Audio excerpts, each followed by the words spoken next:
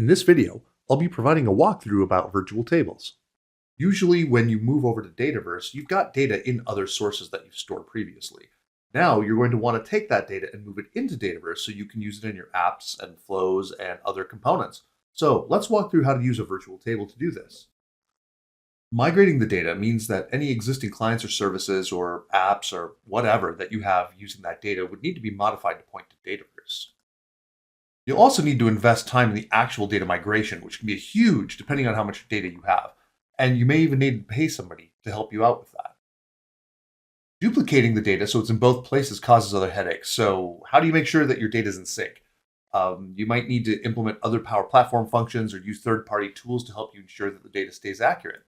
That can result in additional costs. Plus, you're using up storage in two spaces, so that's not so great. We've got another option for you, though. Virtual tables. By creating a virtual table, Dataverse will be able to provide full data management for your supported data types as if the data was stored inside of Dataverse. Dataverse connects to your data source, and then it retrieves and displays your data. So you can add new rows to your source, update your content, and delete data as well. You can use that data in your apps and flows and more. Plus, you can use security roles in Dataverse to manage the access of the contents of the table by assigning those roles to virtual tables themselves. You're not really going to be using any noticeable storage when you're using a virtual table because it's all using metadata to point to the actual data source where the data is stored.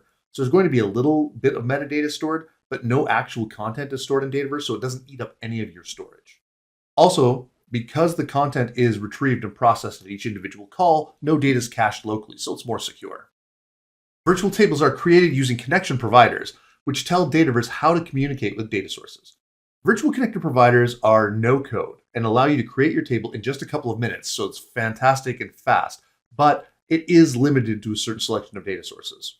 Custom data providers are created manually, and you use that for basically any other data source that doesn't have a virtual connector provider.